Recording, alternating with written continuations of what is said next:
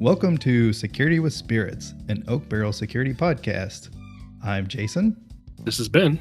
Jonathan. And Tony. We'll tell you what to drink while we tell you why we drink.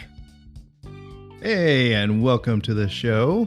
Tonight I am drinking a very, very simple, just rum and Coke. I'm using Appleton Estate rum because it is delicious. I absolutely love it. So that's what I got in my glass. Ben, what do you got? Yeah, so I have got my next bottle in the classic malts. It's called Oban. It's a Western Highland. I've never tried it before. And when I drink it, it's interesting. It's sweeter than I expected it to be, but it's pretty tasty. Jonathan, what are you drinking? Tonight I'm rocking an old-fashioned made with bullet bourbon. Is actually just one of their bullet bourbons. Got a cocktail that's already pre-made. You just pour it over ice. I just grabbed it, something simple. Tony, I gotta know what you got on the bar tonight. This episode's cocktail, the Oak Barrel Burnout, bridged whiskey and rum cocktails. So this episode, I'm shifting fully into rum recipes for a little bit. Now, I'm less familiar with rum cocktails. So just like we've advised for your cybersecurity journey, I'm starting with the basics and keeping it simple to build a foundation. So here we've got the Oak Barrel Rum Old Fashioned. Rum, simple syrup, bitters. There's no hiding the liquor in this one, so break out the good stuff. Get the recipe, pictures, and even some cybersecurity stuff at oakbarrelsecurity.com. And don't forget, you can now leave us a voicemail at 234-201-0707. Give it a shot, and we'll give you a shout.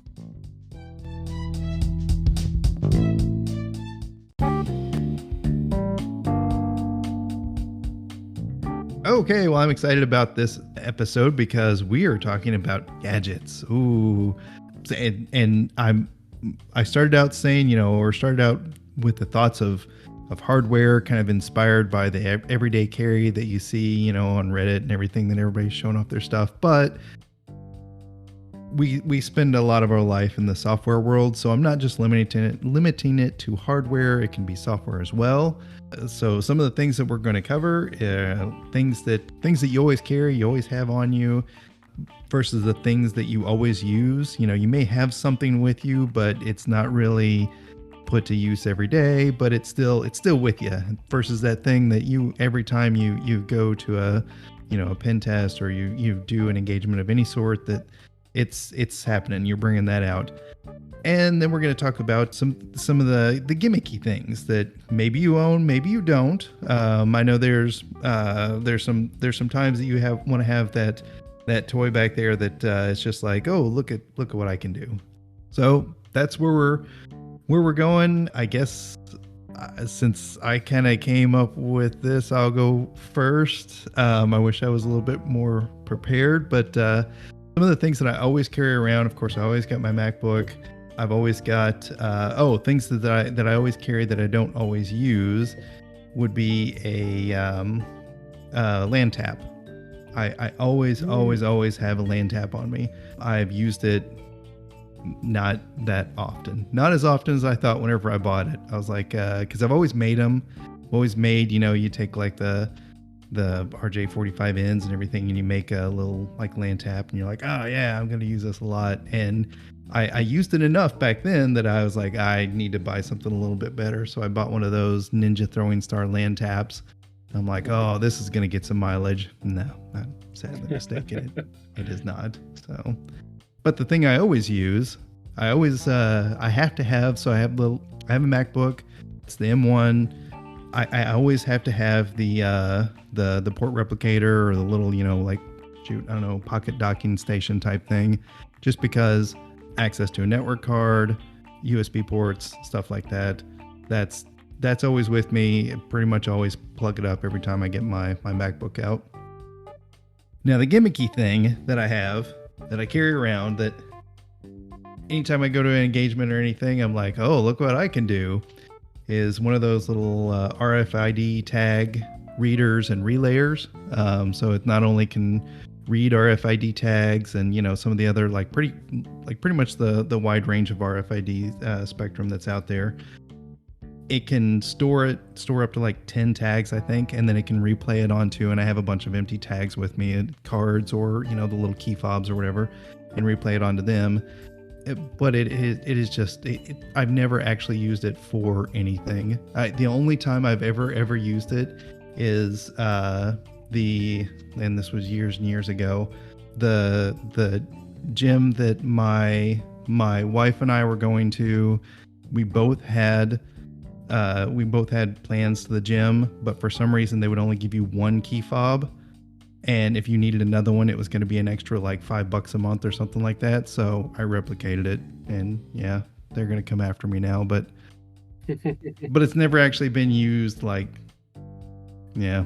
Hey, can you replicate one of those for me? If I don't think the gym is in business anymore. That's why I told that story. So, but no, those are some of the things that I use and everything that kind of everyday life. Jonathan, what about you? One of the things that I do always have is I've got an app for doing like in-map scans on the network that I always keep on my phone. It's something about, you get to one of these public places with Wi-Fi, you just want to poke around on their network.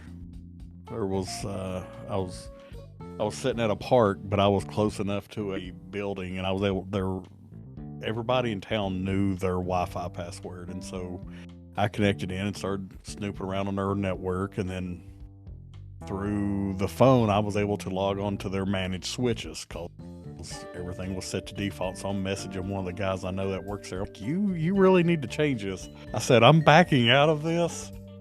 It's just got a little too far. I just got curious, and next thing I know, I'm here. I'm sorry. It got too real. Yeah. Said, you need to be segmenting this off. That's what separates you from being one of those malicious attackers out there. You get in and you get access, and then you start fixing their network. So yeah, like you're really not optimized for the best throughput here. Yeah, like we've been calling that like shadow security, right? Mm-hmm. We'll just patch this and move on for you. I'm going to print out your super safe passphrase, and then I'm going to change it for you. One of the things that I have that really doesn't get as much mileage as I thought it would is a rubber ducky USB.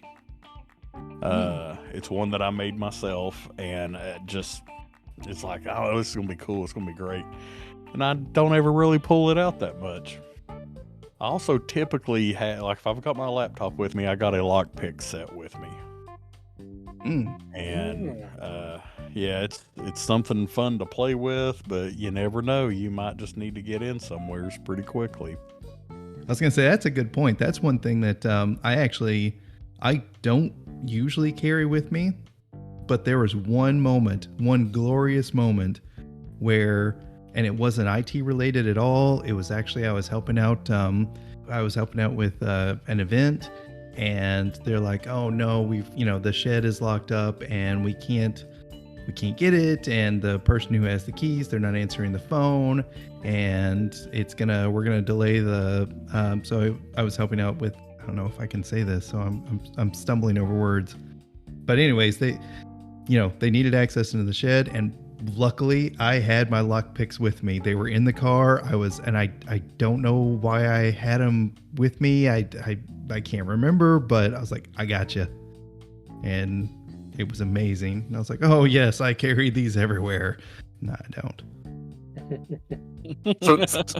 So since you're talking about like physical pen testing, I'll go ahead and say one of my favorite things is a clipboard. If you're going on site somewhere, a clipboard with papers and frantic scribbling gets you through a lot of doors. Oh yeah. Boxes. They're like a portfolio, carrying a portfolio. Yep. Yeah. Box, like a heavy looking box. That's another good one. And glasses and khakis and a button down. Mm-hmm. You're getting in anywhere. Yep. Yeah, I actually keep a tie in my backpack. Nice. I used to do that. just in case. Yeah, there's like times you might need a little dress up, and Yeah. Now, it kind of sucks whenever you put it over your polo, but, whatever. but it's like I've seen plenty of low-end technicians that come to swap a hard drive out of your device that dress like that. Yeah. Yeah. Yeah. Mac from Always Sunny, he always does the polo with the tie. Yeah. Jonathan, I'm glad you brought up the apps on the phone. That is actually probably my primary toolbox. Is I keep things like port scanners and LAN crawlers and SSH utilities and stuff like that on my phone. That's something that I've used pretty often. Anywhere I go where I can get on the guest network, I'm always on there and I see what devices are available and kind of see what I can do before I really try to to connect like a laptop or anything like that. And speaking of, the laptop is probably the number one tool everyone has with whatever operating system, but with some way on it to run like a live environment of Kali or your pen test toolbox of choice software suite. Along with, I also keep it on a USB drive that has bootable to Kali and Tails. That's the other one. The Tails comes in handy quite a bit for me whenever I want to test some things that I don't necessarily want to leave a lot of tracks behind with. But past that, I really like the hardware gimmicks, like the little Wi-Fi hotspot USB things you can plug in. Oh yeah. That create their own little hotspot on the network and then can interface with the machine they're connected to. The Wi-Fi pineapples. Yeah, there's those, and there's a variety of them, but yeah, like the pineapples, and I think there's one called a turtle or something like that. If you have a turtle, you can plug it in and get a shell, I think is the phrase I read somewhere. So is that all Hack 5 stuff? I think Hack 5 probably has the pineapple. I'm not. I know they came up with the ducky, right? Yeah. Well, they have a land turtle. Yeah, that's the land turtle is. I think it's for sure theirs. I'm constantly on Hack 5, like just window shopping. I always want. It seems like the day that I want to buy, the day that I've like I'm doing it. I go and they're sold out. So they have a great YouTube channel. I mean, that's just good hardware porn right there. They still do. It's still really, really good stuff coming out of there. It's something I've been wanting to try to get my hands on. I think we talked about it a long time ago, Jason, as a bump key. Yeah. Oh, yeah. But, those aren't too hard to make either. Nah. Yeah, you just set everything to 0, right? Yeah. So there's like, if you're willing to put in the time, there's all sorts of places online where you can get a template and just put it over your key and then like draw the outline and then you just file it down. So and it works really well, and you got to whack the cut that out of it too. Like it's not a they call it a no. They call it a bump key, and you're like, oh, well, I'm just gonna bump the lock. No, they should call it a whack key, because I mean, you really gotta go. So the way it works. I've seen them use is with a mallet. So. Mm-hmm. Yeah. And of course, the Raspberry Pis and the Pi Zeros. Now it's so hard to get a hold of them, but those are really fun to put. I did one time where it was a Raspberry Pi, and I put a touch screen on top of it, so it had like a 7-inch touch screen or something like that, so you could do all your controls from there.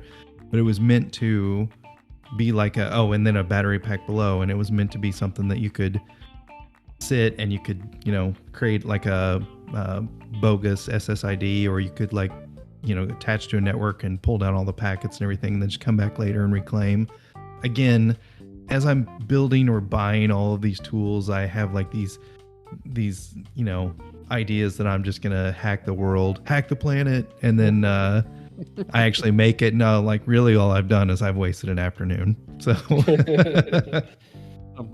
it's interesting to think, like most of the gadgets and things tend to have to do with getting into networks and things when you're out and about. I guess that's not really something that favors blue team type activities, like what do you carry every day that helps you with your blue team items, you know what I mean? Scissors to cut network cables. Yeah. That's like a pocket knife, you know. Yeah.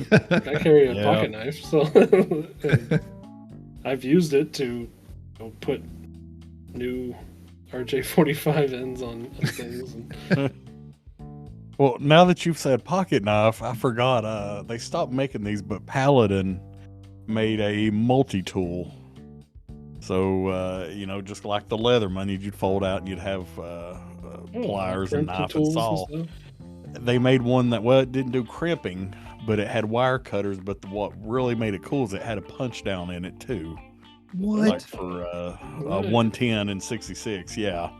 That's cool. So you could, if you had to do a quick cable right there, you could. And I think I keep that in my backpack as well. I just forgot all about that guy because they don't make them anymore, and so I'm really protective of it. Yeah, I have a Gerber tool, but it doesn't have anything like a punch down tool or anything on it. Yeah, I've always got like the small hobby screwdriver kit type thing with me too. Do you guys keep, so out of curiosity, do you keep like your most used scripts on a drive with you? USB drive? In my head. I usually keep them on a cloud drive. It's tough to carrying around USB drives. I really don't do it that much anymore now that everything's on the cloud and the internet's pretty reliable. I guess I'm still kind of old at school in that. Is like I always think, well, what if I don't have internet? But then I'm like, well, I got my phone. I could use it as a hotspot.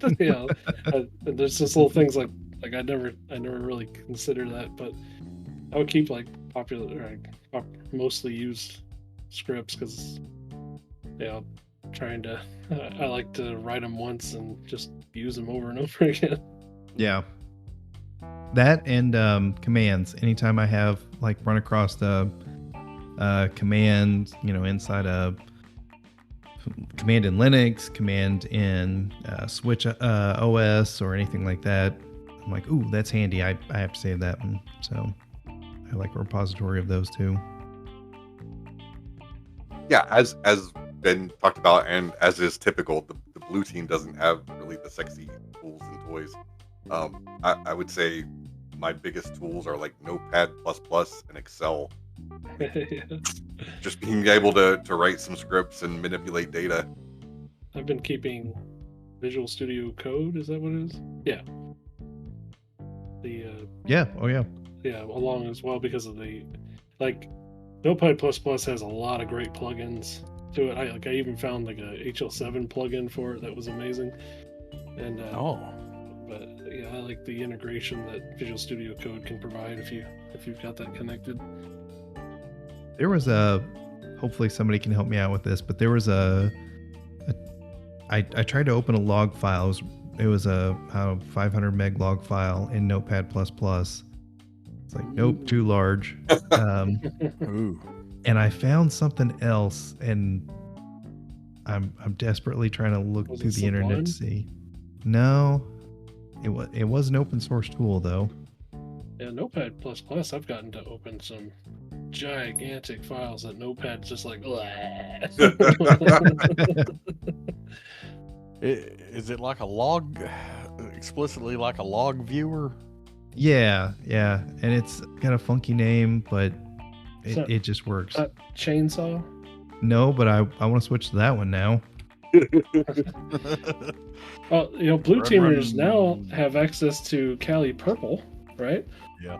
Oh yeah. Yeah. So, I could and that has chainsaw on it, I believe. And like if I get in that situation where I throw a large file in Notepad or Notepad and it panics, then I just rename the log file and just create the the error again and open up the smaller log file. So either that or tail if you're in Linux. That's There you go. I use tail a lot. So You can pull that up in PowerShell too. nice. Oh yeah, Log Expert is a GUI for tail for Windows. Oh, awesome. Ben has all of these installed right now in a VM. Oh man, like every once in a while I'll be like, oh crap, I haven't done anything with this VM in forever, and usually it'll be like a Windows server or something. I was like, I'll just archive it and start a new one, and then I'll go back to the archive and look, and it's like, oh wow, I forgot about this tool. Like a little herd of cybersecurity Tamagotchis. Right.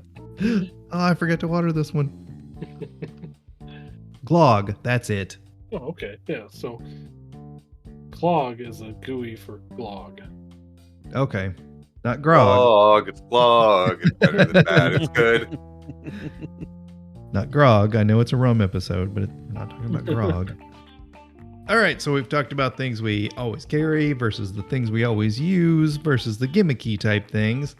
Now let's see, what are the things that you've always wanted? This could be real or this could be made up. I know for me, like I said, the Hack 5 stuff, every time I go out there, I'm like, I want it. I don't know what I do with it. And here I am. I think I may have bought like one Hack 5 tool and I can't remember. But here I am. Yeah. Here I am this many years later. I'm like, still, they're cool tools. They're very neat, but yeah. Tony, what about you?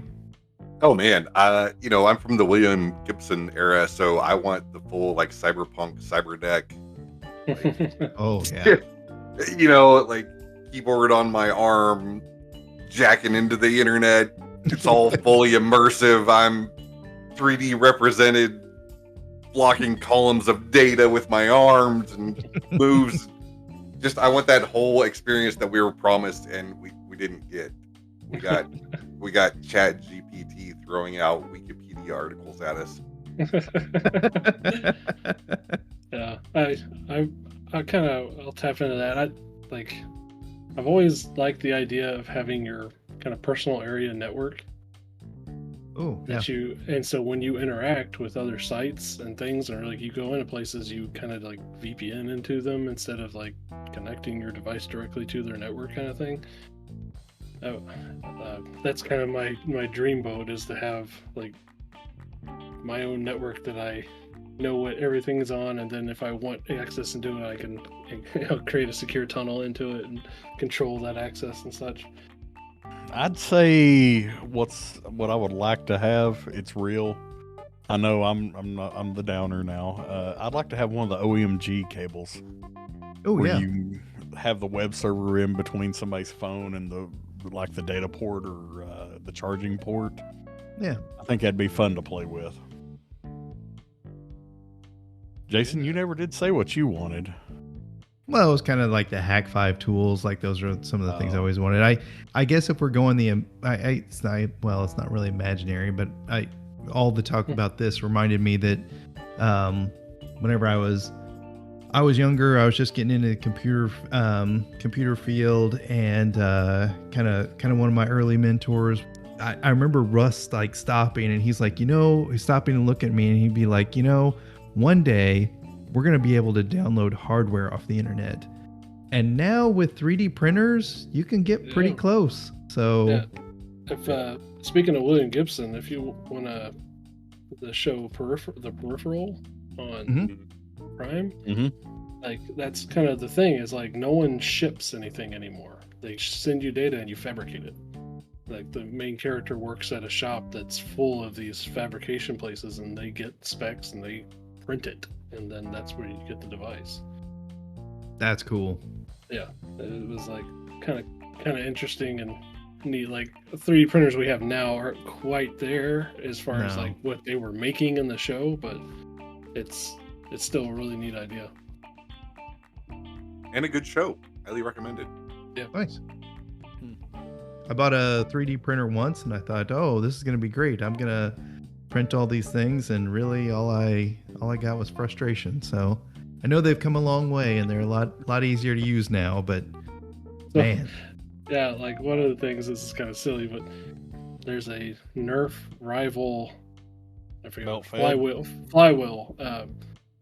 powered. So it shoots, spins a flywheel and just spits the darts out as quickly as it can. Well, there's a 3D printed hopper attachment you can get it that like triples the capacity, Hmm, and it is awesome. nice. That's my main exposure, because like Nerf stuff is to the fabrication thing, and like they're getting to where they're doing injection molded Nerf guns and things like that, and they're really good. Really neat stuff.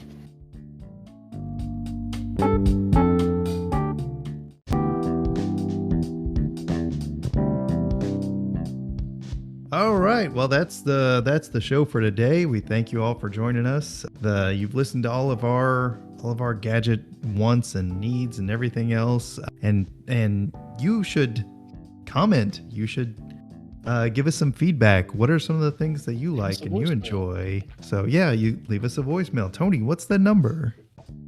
It's a voicemail at 234-201-0707. Do that on the gadget known as a telephone, a cell phone. Use the cell phone app and dial the numbers 234-201-0707. Oh my God, we are just using the cell phone app on our computer, on our pocket computers, aren't we? All right.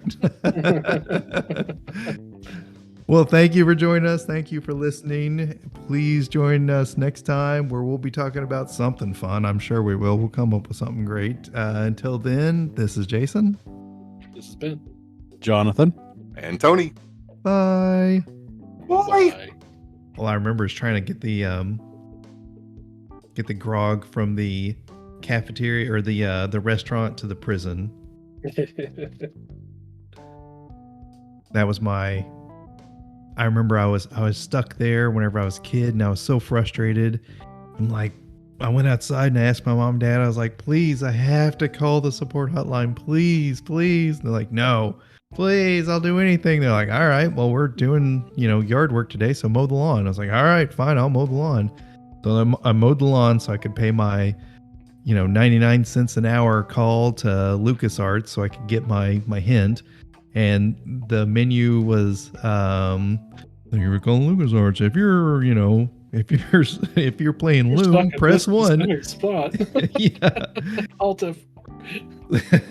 So then you have to play by play. They're like, have you already, fed the fish to the poodles? Like, yes, but it walks through the whole thing. And then whenever you get there, whenever I'm ready for the hint, this is my spot. I've been on the phone for like 5 minutes now. This cost me $5.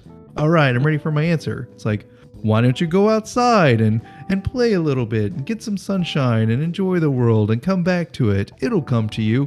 Thank you for calling LucasArts. Click. You I've got already to be mowed the kidding damn me. yard. Yeah. I was furious, and I went outside. And I'm like, well, I might as well just play outside today because the computer's ruined. And then, sure enough, as I was playing, I was like, oh, I'm going to try this. And that worked. So Oh, they were right. they were.